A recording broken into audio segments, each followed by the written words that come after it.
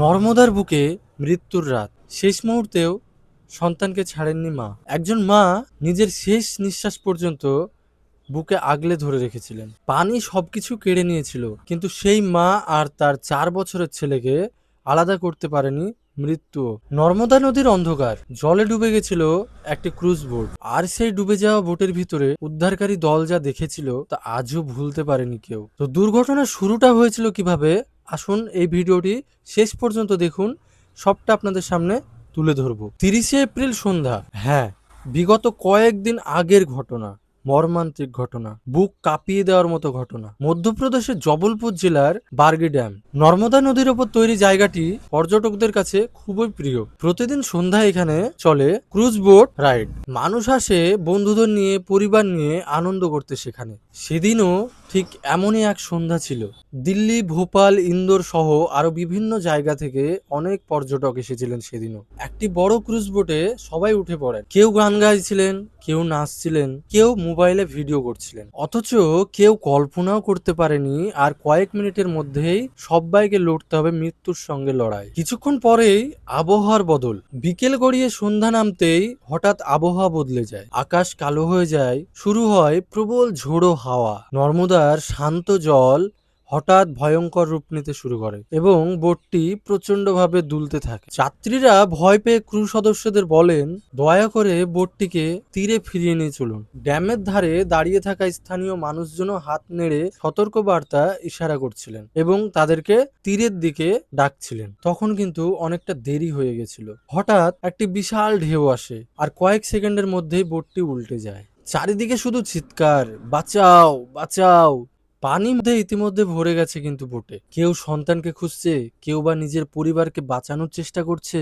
আর ঠিক তখনই সামনে আসে এক ভয়ঙ্কর অভিযোগ। বেঁচে ফেরা যাত্রীদের দাবি, শুরুতেই নাকি কাউকে প্রথমে লাইফ জ্যাকেট দেওয়া হয়নি। যখন বোটের মধ্যে পানি ঢুকতে শুরু করে তখন নাকি তাড়াহুড়ো করে সবাইকে লাইফ জ্যাকেট দেয়া শুরু করেছিল ক্রু মেম্বাররা। আর সেই বিশৃঙ্খলার মধ্যেই বোটটি নিয়ন্ত্রণ হারিয়ে ফেলে। আরো দেখুন, আমার যতটা মনে হয় একটি বোটে বা জলপথে ভ্রমণ করার সময় বোটে ওঠার টাইমেই লাইফ জ্যাকেট পরে নেওয়া উচিত বা ক্রু মেম্বারদের দিয়ে দেওয়া উচিত, কিন্তু সেটা তো তারা করেননি। যখন দেখছেন দুর্ঘটনা হচ্ছে বা হয়ে যাচ্ছে বা হয়ে গিয়েছে, তখন তারা তড়িঘড়ি করে লাইফ জ্যাকেট দিতে শুরু করেছেন এবং সেই তাড়াহুড়া বিশৃঙ্খলার মধ্যে দিয়েই ঘটনাটি আরো ভয়ঙ্কর হয়ে উঠেছিল। এবার আসি সেই মায়ের গল্পে। এই দুর্ঘটনায় সবচাইতে আলোচনায় সামনে এসেছে একটি পরিবার। দিল্লি থেকে ঘুরতে এসেছিল 4 জনের এক পরিবার, বাবা, মা, ছেলে আর মেয়ে। দুর্ঘটনার পর বাবা মেয়ে বেঁচে যান, কিন্তু মা আর তার 4 বছরের ছেলে আর ফিরতে পারেননি। রাতভর উদ্ধার অভিযান চলছিল। যখন এনডিআরএফ এর ডুবুরিরা ডুবে যাওয়া বোটের ভিতরে পৌঁছান, তখন তারা দেখতে পান একজন মা তার ছোট্ট ছেলেকে বুকের মধ্যে শক্ত করে জড়িয়ে ধরে রেখেছে। একটি মাত্র লাইফ জ্যাকেট দুজনের শরীরে বাঁধা। ডুবুরিরা জানান, আমরা প্রথমে শুধু মহিলার দেহটি দেখতে পাই, পরে বুঝতে পারি তার সন্তানকে তিনি এত শক্ত করে ধরে রেখেছিলেন যে তাদের আলাদা করাই কঠিন হয়ে পড়েছিল।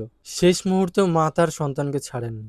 দুর্ঘটনার খবর পেয়ে সঙ্গে সঙ্গে সেখানে পৌঁছে যান পুলিশ, এইচডিআরএফ এবং পরে এনডিআরএফ। রাতভর চলে উদ্ধার অভিযান, কিন্তু অন্ধকার, বৃষ্টি আর গভীর পানির কারণে কাজ অত্যন্ত কঠিন হয়ে ওঠে। বোটটিকে টেনে তুলতে ব্যবহার করা হয় ক্রেন, হাইড্রোলিক মেশিন এবং স্টিলের মোটা তার। প্রায় 60 থেকে 70 জন উদ্ধার কর্মীরা এই অভিযানে অংশ নেন। এক এক করে উদ্ধার করা হয় মৃতদেহ।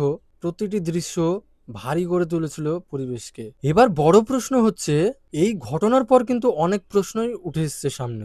আবহাওয়ার সতর্কতা কি আগে থেকে ছিল না? যাত্রীদের কেন লাইফ জ্যাকেট দেওয়া হয়নি? আর বোটে আসলে কতজন ছিলেন?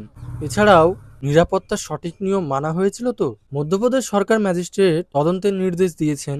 দোষীদের বিরুদ্ধে কঠোর পদক্ষেপ নেওয়ারও কথা বলা হয়েছে। কিন্তু এসব প্রশ্নের উত্তর পেলেও যে মা তার নিজের সন্তানকে বাঁচাতে নিজের শেষ শক্তিটুকু দিয়ে আগলে রেখেছিলেন, তাকে আর ফিরিয়ে আনা যাবে না। নর্মদার জলে হয়তো অনেকেই সেই রাতটাকে ভুলে যাবে, কিন্তু একজন মায়ের শেষ অলিঙ্গনের গল্প মানুষ বহুদিন মনে রাখবে। মা শব্দটা হয়তো এইভাবেই সবচাইতে বড় হয়ে ওঠে।